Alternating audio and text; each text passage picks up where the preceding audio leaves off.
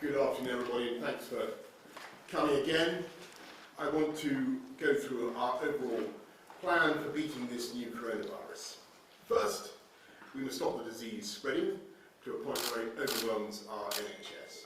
And every country in the world has the same problem. This is a disease that is so dangerous and so infectious that without drastic measures to check its progress, it would overwhelm any health system in the world. And I've used the Italian health system. It is excellent.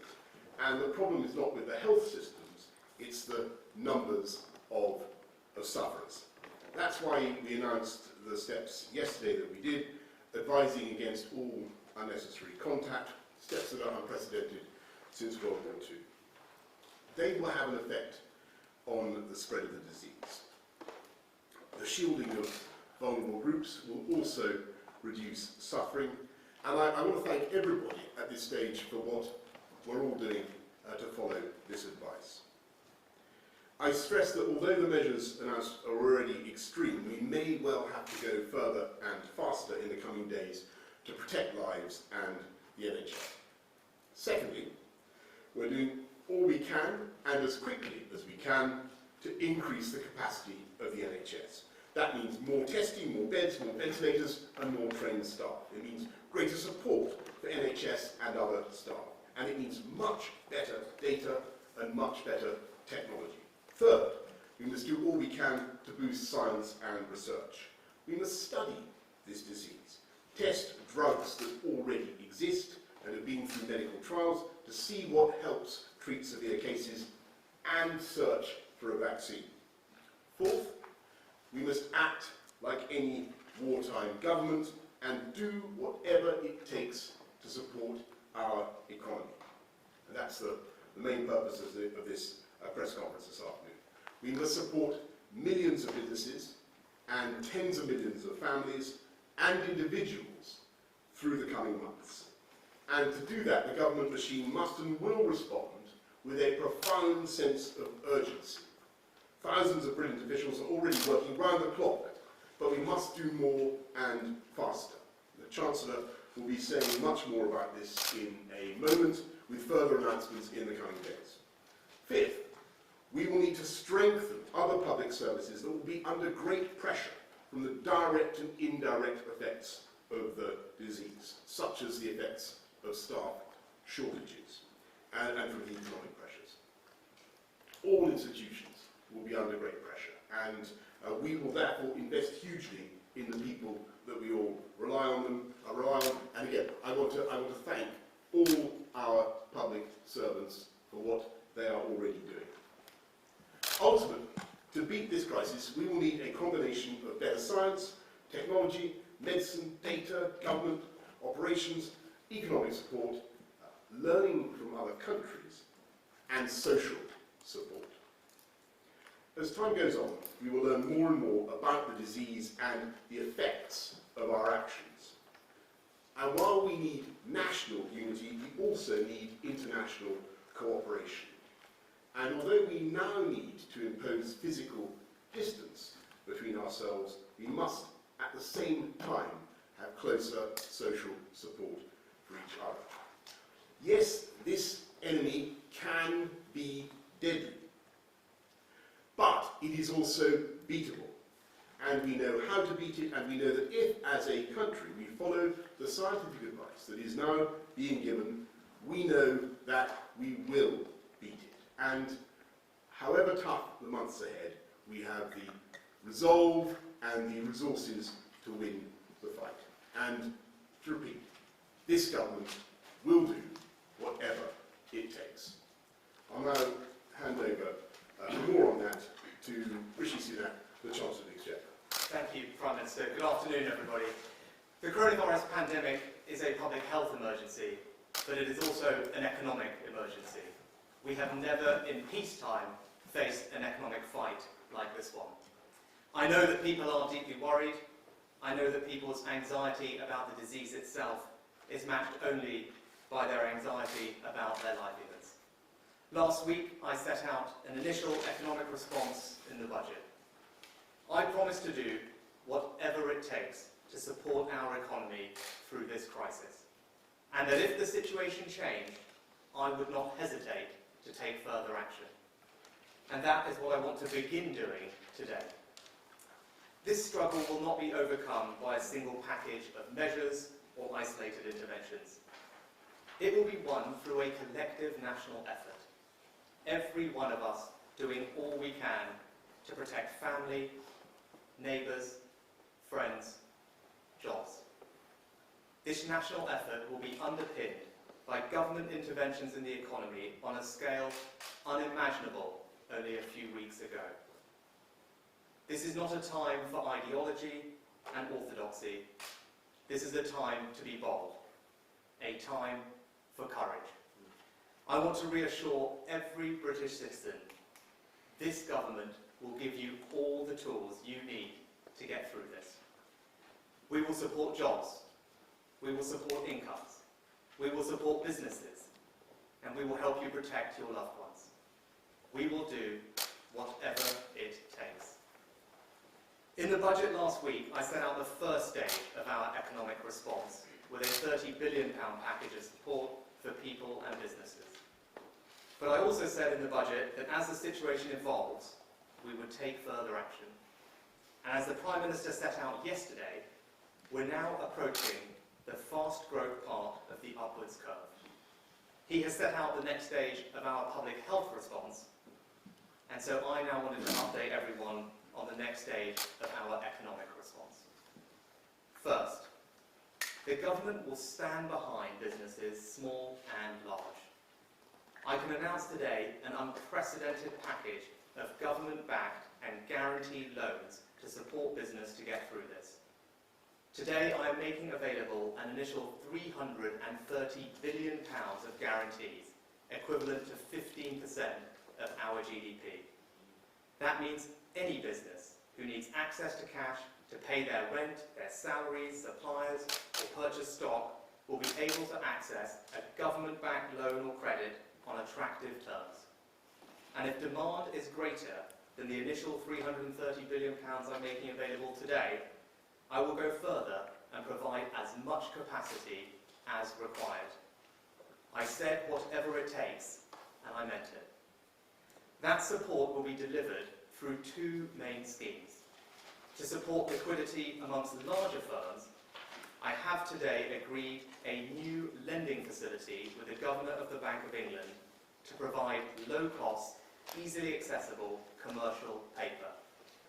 To support lending to small and medium-sized businesses, I'm extending the new business interruption loan scheme I announced at budget last week, so that rather than loans of £1.2 million, it will now provide loans of up to £5 million with no interest due for the first 6 months. Both of these schemes will be up and running by the start of next week. And I'm also taking a new legal power in the COVID bill to offer whatever further financial support I decide is necessary. Some sectors are facing particularly acute challenges. In the coming days, my colleague, the Secretary of State for Transport and I, will discuss a potential support package specifically for airlines and airports. And yesterday, I asked my Cabinet colleagues to urgently convene meetings over the coming days with business leaders and representatives in the most affected sectors to identify other specific opportunities to support them and their industries, including possible regulatory forbearance. I repeat, we will do whatever it takes. Second, as well as access to finance, businesses need support with their cash flow and fixed costs. Following the changed medical advice yesterday, there are concerns about the impact on pubs, clubs, theatres, and other hospitality, leisure, and retail venues. Let me confirm that for those businesses which do have a policy for insurance that covers pandemics, that the government's action is sufficient and will allow businesses to make an insurance claim against their policy. But many of those businesses don't have insurance, so we will need to do more. I announced last week that for businesses in the retail, hospitality and leisure sectors with a rateable value of less than £51,000, they will pay no business rates this year. Today, I can go further and provide those businesses in those sectors with an additional cash grant of up to £25,000 per business to help bridge through this period. Additionally, I am also extending today the business rates holiday to all businesses in those sectors, irrespective of their rateable value. That means every single shop, pub, theatre, music venue, restaurant, and any other business in the retail, hospitality or leisure sector will pay no business rates whatsoever for 12 months. And if they have a rateable value of less than £51,000, they can also now get a cash grant as well. I also announced last week that we would be providing £3,000 cash grants to the 700,000 of our smallest businesses. In light of the new circumstances and to support their cash flow, today I can increase those cash grants to £10,000. Taken together, on top of the unlimited lending capacity I've already announced, this is a package of direct support to businesses through tax cuts and grants in this financial year worth more than £20 billion. And that comes on top of the existing multi-billion-pound package I set out at budget, which included reimbursing small and medium-sized companies for the cost of statutory sick pay. Local authorities will be fully compensated for the cost of these measures, and the devolved administrations will receive at least £3.5 billion in additional funding as a result of these measures to provide support to businesses in Scotland, Wales and Northern Ireland. I repeat again, we will do whatever it takes. Third, I will strengthen our support for peoples and individuals. At budget last week, I committed £1 billion to support the financial security of vulnerable people through a £500 million boost to the welfare system and a £500 million hardship fund for local authorities. Following discussions with the industry today, I can announce that for those in difficulty due to coronavirus, mortgage lenders will now offer a 3-month mortgage holiday so that people will not have to pay a penny towards their mortgage costs while they get back on their feet. And in the coming days, I will go much further to support people's financial security. In particular, I will work with trade unions and business groups to urgently develop new forms of employment support to help protect people's jobs and their incomes through this period. As I said last week, this is first and foremost a public health emergency, and I reiterate today our commitment that whatever resources the NHS needs, it will get. Let no one doubt our resolve. When I said in the budget that we will do everything we can to keep this country and our people healthy and financially secure, I meant it. The measures I have announced today are part of a comprehensive, coordinated and coherent response to what is a serious and evolving economic situation. These are only the first steps. I will set out the next stage of our response in the coming days. We have never faced an economic fight like this one, but we are well prepared.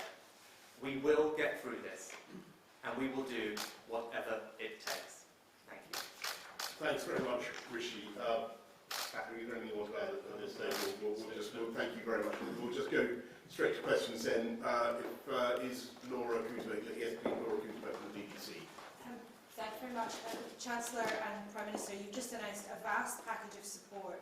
But I know that you said the loan scheme should be up and running next week. You said you'll have more measures to come up in the coming days. But can you guarantee to firms who need to pay wages now and families who worry about paying the rent now that they will not lose out while you work through the details of what comes next? And a question, if I may, to Sir Patrick. Obviously the scientific advice changed dramatically in the last couple of days. But do you have any regrets about not taking more draconian measures sooner? Well, just on the first point, Laura, which was to me and to Rishi, be in no doubt, the state is asking people to do something to make very considerable changes to their lives, and it is only right therefore, that the state should stand behind people as they make those changes. And that's what a government, that's what a society is there to do. It's there to look after people through thick and thin and to make sure that we get through this together. And that's what we're going to do. If I just add, Laura, you're absolutely right that people should have access to the support they need as quickly as possible. That's why when all the interventions that we designed at budget and today, we've had in our mind the ability to execute and operationalise them as soon as possible. There's no good having measures which sound brilliant but ultimately can't be delivered in time given the pace of what we're dealing with. What I would say for people who urgently need help is to do two things. One is to talk to their local authorities if they're in a particularly vulnerable position. Local authorities are well placed to provide direct support through their assistance schemes, and as we announced at budget last week, an extra £500 million is going to local authorities to supplement the support that they already give. And with regards to their creditors and banks, we have had extensive discussions with the banks who understand the situation that people are in, and will, they have assured me, provide flexibility to those people in those circumstances and understanding. In answer to the second question, we laid out at the beginning the package of measures that would need to be looked at, and we said they need to come in at the right time and they need to come in the right combination. And what we've said is that the stage of the epidemic is now onto the fast upstroke. We are at the stage where these need to come in. They need to come in forcibly as they have done, and that's the right action to take at the right time. And the other packages that we talked about, the other things that may be also necessary, may also need to come in. So that this is a fast-moving situation in which we need to take the right decisions at the right time of this epidemic, and it's clearly one that's a very serious situation. Thanks. Second, Sky News. Sam, Sky News. Question for each of you. Sir Patrick, the jewel-dropping piece of research from Imperial College yesterday suggested that we would go to that the only option was to go for a suppression strategy, which could take up to 18 months, and was there for that long because we were looking for a vaccine. Is that how you see it? Is a vaccine the goal as you understand it? Mr. Sunak, you've suggested a package that in part will be valid for 3 months. Is that how long you see this crisis lasting? And you're offering predominantly loans. How are people ever going to, how are businesses ever going to pay stuff back given the nature of this crisis?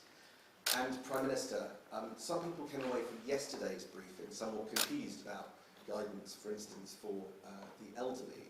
Right. Do you accept that the buck stops absolutely with you in this crisis? And do you take responsibility for the actions of your father? Right. I don't know. Pat, will you do first? Yes, so the work from Imperial, clearly that work's been feeding into SAGE since the very beginning of the process. Neil Ferguson's been on the SAGE committee, and so it was something that we've looked at, we asked for that piece of work to come through that particular piece. And just to be clear, what suppression in that paper refers to is exactly what we've been talking about, which is squashing this right down and making sure that we give room for the NHS to cope. And that's what the message is. In terms of the time frame, this needs to be done in a way that we can look at releasing it at some point and seeing what the effect is. None of us, anywhere in the world, know how to do that yet in terms of whether it bounces back or not at that point. So that's what's going to have to happen after we've got this under control, is to look at how you then release these measures at the right time to monitor the effects. In terms of vaccines, and vaccines are the answer to this, it's remarkable the progress that's been made. It's only probably 3 or 4 years ago when the standard answer would be it takes 20 years to make a vaccine. It's now the case that there's a vaccine in the UK that may go into the clinic for first testing in April. I still believe we will be lucky to get a vaccine for mass use in a year from the start of this. That would be extraordinary. But there is progress. There are multiple different types of vaccines, and there are other approaches as well which are being looked at, which may provide protection. So there's a lot going on. As the Prime Minister has said, it's crucial that we support that research to get this into the right place to be able to treat people now, which may be possible with existing drugs, and to promote vaccines. Sam, thanks for the question. On the 3-month leave for mortgage holidays, I think that's just one start, and that's just one aspect of the package. Obviously, as the situation evolves, we will review absolutely everything. But I would defer to Patrick in terms of timing for what we believe the right spread of the virus to be. To your broader point about what's the right shape of an economic response package, I want to think about it in a few different ways.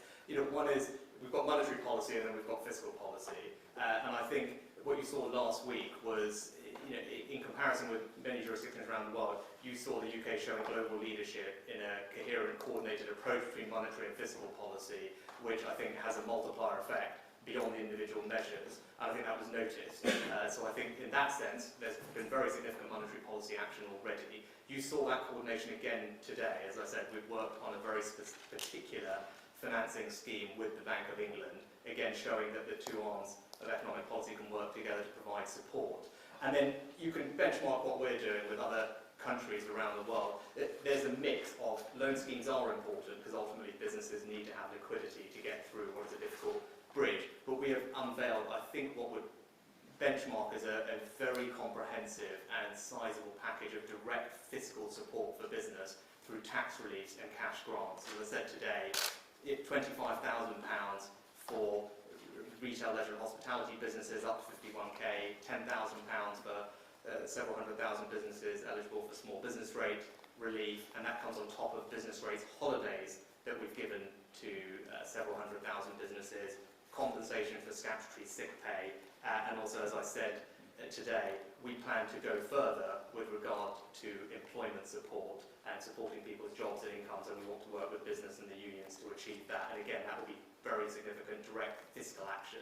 So I think actually, if you look around, we're doing the right things. It needs to be a balance of all measures, but we want to be best in class in all of them. Yeah, fine, Sam. Of course the buck stops with me, and I take full responsibility for all the actions that this government is taking, all the decisions we're taking, difficult though many of them are, and all the advice we're giving to everybody. And what I'd say to people who are thinking about this advice, the more we follow the advice of our scientific and medical advisors, and the more closely we do what they tell us to do, the better our chances collectively of slowing the disease, of protecting the NHS, and of saving life. And also, of course, the better we can protect our NHS, the less economic damage there will ultimately be. And of course people care about pubs, and they're right to care about pubs and restaurants. But that is why we're announcing the package, the extraordinary package that Rishi has just unveiled today. That is the way that we should be working to look after our economy. Robert Best. Many businesses are facing collapsing demand, particularly in the leisure industries. They also face demands to pay their taxes from last year's business. They have demands to pay wages. Why is your help in the form of debt and grants that may be repayable when these business owners have got no confidence about what the future may hold? Why not just say now, we will cover your liabilities and we'll assess all of this again at some point when the future is clearer? Because many businesses may simply decide to cease trading rather than take on more debt, which is what you are offering. Equally, you want to incentivise people to do the right thing and go home. So why not announce today how you will make it clear that they will not be penalised for doing the right thing? And then finally, the Prime Minister, is there ever an urgent reason to go to the pub?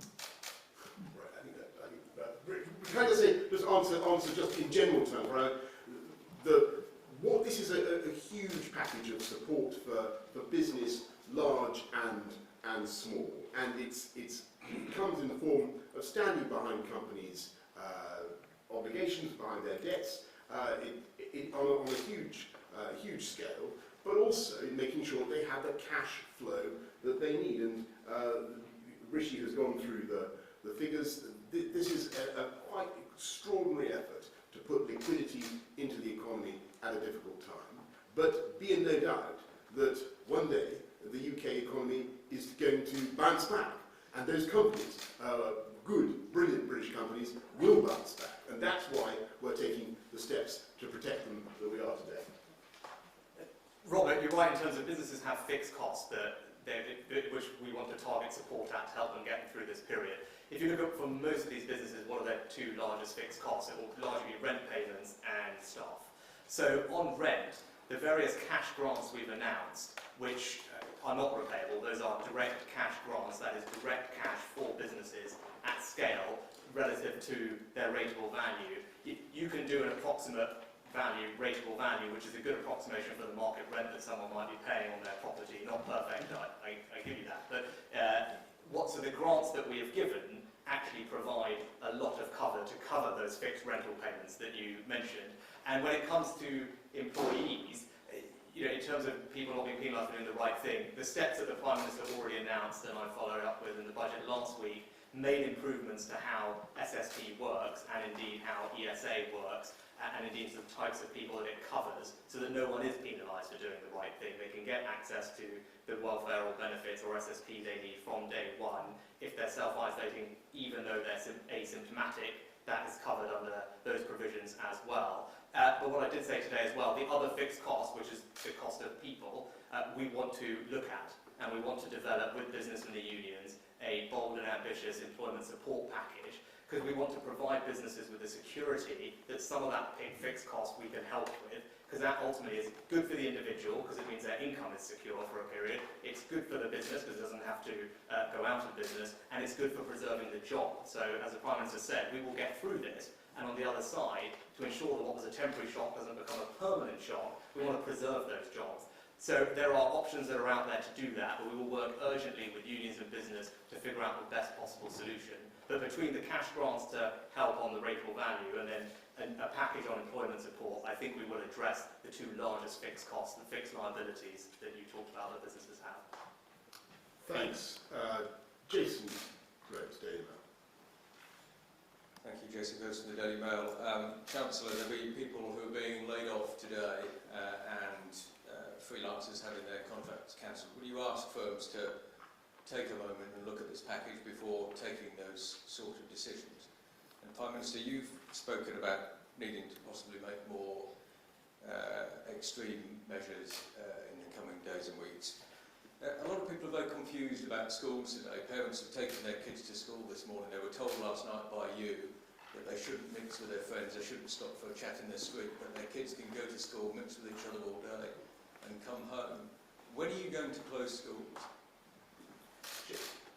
Jason, I would say that to those businesses. There's many businesses that are quite frankly struggling right now. They haven't done anything wrong, they've seen what's happening, and they're seeing their revenues fall off a cliff, and they're anxious about what to do.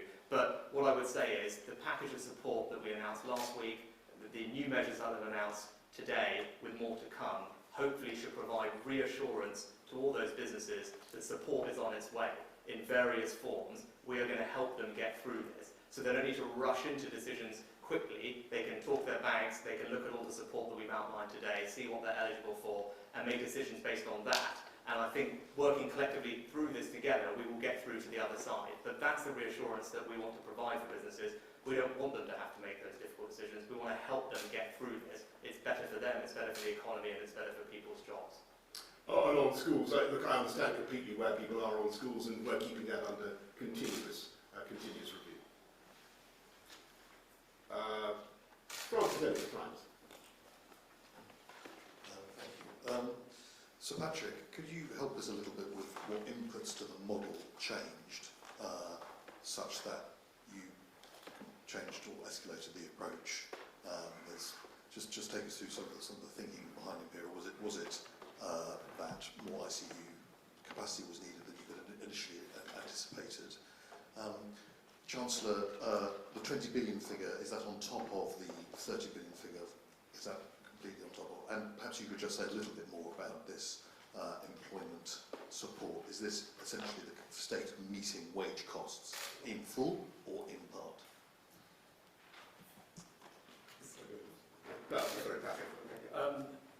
Yes, so the model is there to try and make sure we keep NHS capacity And clearly the aim is to make sure that we save the maximum number of lives and protect the vulnerable.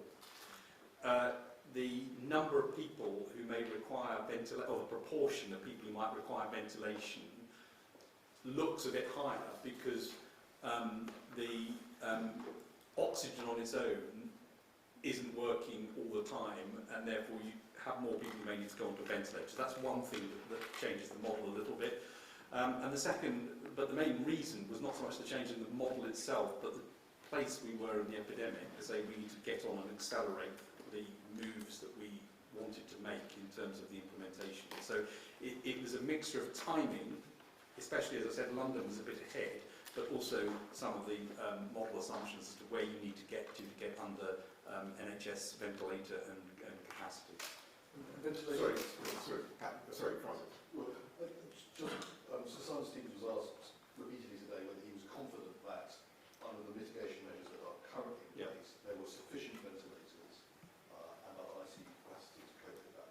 Are you? Well, the model, the work we're doing, and by the way, these are models, so you've just got to be very careful about that. These are models. But the measures that have been put in place, which are very big measures as we're discussing, and they require all of us to do them, and I would like to thank everybody who is already doing them, because we need to do them. These are predicted to have a very major effect on the peak and to suppress it in a big way. And they're not trivial interventions. It doesn't mean that it won't be necessary to take more to get it there. Thanks very much. Heather Stewart. Oh, sorry. Yeah. Sorry. Yeah. Francis, yeah, these are new, they're new measures or extensions of existing measures. The total cost, which we will outline the details and the guidance for shortly, is incremental. And to your point on what we're looking at, what we're trying to do is find a way to help businesses meet the fixed costs of their staff without having to let them go. Right, so what that will involve is some partnership working between all of us to see how best we can do that. There are models that are out there from other countries that you'll be familiar with. The challenge we have is to make sure, in answer to Laura's question earlier, is whatever we do, we need to make sure that it can work fast and quickly. And what we can't do is try and reinvent something or invent something from scratch that takes too long to get off the ground. So we'll need to work with the grain of what we've got, but we want to be ambitious in that regard because we want to provide security to people. We want to provide security to businesses that they don't have to make these difficult decisions. We can all get through this together. Thank you, thanks. Yes, sorry, Heather. Heather Stewart from The Guardian. To the Chancellor, £330 billion is a very big number. Are you confident that you have the capacity, the bank does, the Treasury does, to make sure that businesses know about this scheme and to get them out the door on a timescale that people will need it if the businesses are to remain open? Can I also ask about food? So shoppers are arriving in supermarkets today to find shelves empty. You've tried exhorting the public to shop sensibly, and you've repeatedly said that you're talking to supermarkets about this to keep supply chains working. But what practical steps are you going to take to make sure we've all got the food we need to eat throughout this coming weeks and months? Heather, yes, we're confident we have the capacity. We've been working round the clock to make sure that we can deliver this as quickly as possible. And as I said, it should be up and running by the end of this week, start of next week. We will supplement that with an extensive retail campaign to make sure that all businesses are aware of what is available so that they can walk into their local bank branch next week and talk to somebody about the coronavirus business interruption loan that the government is guaranteeing and backing. You know, that's our ambition. We want that. That's what we want to have happen. And on the supermarkets, we're absolutely confident that our supply chains are working and will work, and that we will get farm to fork food supplies for this country, and therefore people should have no reason to stockpile or panic buy. Nicola Bartlett from the Daily Mirror. Thank you. Prime Minister, the British public really want to do the right thing, but there's been a lot of confusion about what the message is. As far as people understand it, that they should be staying at home as much as possible. Can you spell out absolutely what the message is? But also, some of the measures that you've outlined today are designed to help people if they lose their jobs. Statutory sick pay in this country is much lower than in a lot of other European countries. Are you confident that there is enough support available for families who are worried about what seems to be a prolonged period, longer than potentially or initially envisaged? And finally, Prime Minister, You made a joke about a last gasp attempt to get ventilators. Is that appropriate language to be using in this kind of situation? Thank you. Well, first of all, on the advice that we're giving, let's be absolutely clear that what we want to do is stop the transmission of disease. And so what we're saying to the public is avoid all unnecessary contact that could involve the transmission of disease. That means not going to places where you might pick it up, pubs, restaurants and so forth, avoiding gatherings large and small. And I think people do understand that. We are seeing an effect of the advice that we've given. You also know about what we're saying with home isolation, staying at home if you have any of the two key symptoms, a high temperature or a continuous new cough. Everybody understands that. I hope 7 days if you have one of the two symptoms, 14 days if someone in your household has one of those two key symptoms, and as I say, we'll be bringing forward further measures to look after particularly vulnerable groups, to shield them even more. And on your second point, I think what I want, and all business want to explain what I'm saying, is an end to suffering. And that is why they are working incredibly hard in the next few weeks. And we really only have a few weeks to build literally thousands of ventilators that this country will need. And it's an amazing, the British industry, manufacturers, are responding to this challenge with incredible energy and determination. George Barker, FD. Chancellor, you set out a wide-ranging series of measures to mitigate the effects of the virus on business. You'll see the US administration is talking about sending a cheque of $1,000 to every individual. Is there a case for a broader fiscal stimulus, maybe coordinating on a global basis? And to the Prime Minister, hearing earlier on about insurance companies and their obligations, are you speaking to the insurance companies, and do you think that they're doing enough to help their customers through this difficult period? George, yeah, with regard to fiscal stimulus, well, so obviously we had a budget last week that unveiled fiscal stimulus of about 1% of GDP, which the time was significant. That said, not really forgotten. Yeah, that said, of course we look at these things and we'll respond as the economy demands. In terms of coordination, both the Prime Minister and I are in regular contact with our counterparts across the G7 and the G20. You would have seen various communiques that have gone out to make sure that we can be as coordinated as we can on a range of different measures. In terms of the right way to do that, there's different ways to do it.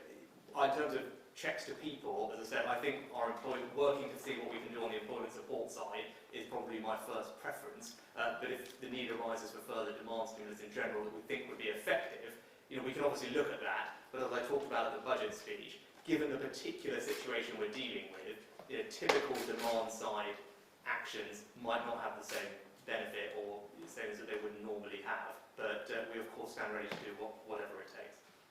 And sorry, on the insurance point, George. I think Rishi has been talking great to the insurers, but what we've done is to ensure that where people have policies that they say that the insurers might have said only involve a payout, where as it were, the insured party has been compelled to shut their business, whereas we've only urged people to stay away, and there's been some sort of quibble about whether or not to pay out. The insurers have stepped up to the plate and understood that they have to pay out to those businesses. But Rishi, do you want to? Yeah, no, that's that, and we've reached that agreement with them today. Thanks. Paul Ward. Paul Ward from HuffPost. Chancellor, first can I ask you, the Prime Minister last week said he wanted to level with people, that things would be bad in terms of deaths. Do you want to level with people today and say how bad things are going to be in the economy over the next 18 months? A lot of people saying a recession is inevitable. Do you think one is inevitable, but that you're going to try and mitigate that as much as possible? And to you, Prime Minister, if you do close schools, what steps are you going to take to help children who are on free school meals to stop them going hungry? Paul, as repeat what I said last week, which is even more clear today as a result of the actions that we're taking and how things have progressed. This will have a significant impact on our economy. That's what I said last week. I stand by that. But I also stand by what else I said is, this will be temporary. Right? We will get through this, and we will get through it together. And the steps that we're taking mean that we will emerge together on the other side, able to rebound back to confidence and economic activity. And that's why all the interventions that we're looking at are designed to provide that bridge through this, what will be a very difficult and challenging period, but get us through this period, and so that we can be there on the other side to emerge stronger thereafter. But yes, it will be significant, but that's why we're doing everything we're doing. We're doing whatever it takes to get through it, and things will be better in time. Thanks. Yeah, Paul, on free school meals, and as we come to the decision on schools, we will have obviously plans ready to go on that. Gavin Williamson, the Education Secretary, has a plan to make sure that parents with kids who are eligible for free school meals get the compensation or the treatment they need one way or the other. We certainly anticipated that.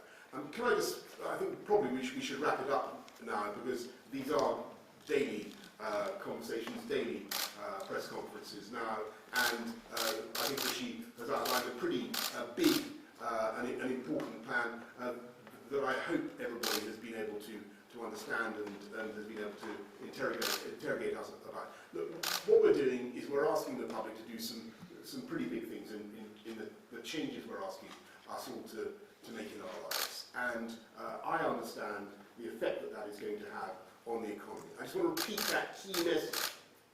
The more sedulously, the more zealously, the more meticulously, the more scrupulously we can follow the scientific advice that we've been given, the better we will be able to protect our NHS, the more lives we will be able to save, and the quicker we will get through this experience, and the more strongly our economy will bounce back. But in the meantime, as you have gathered this afternoon,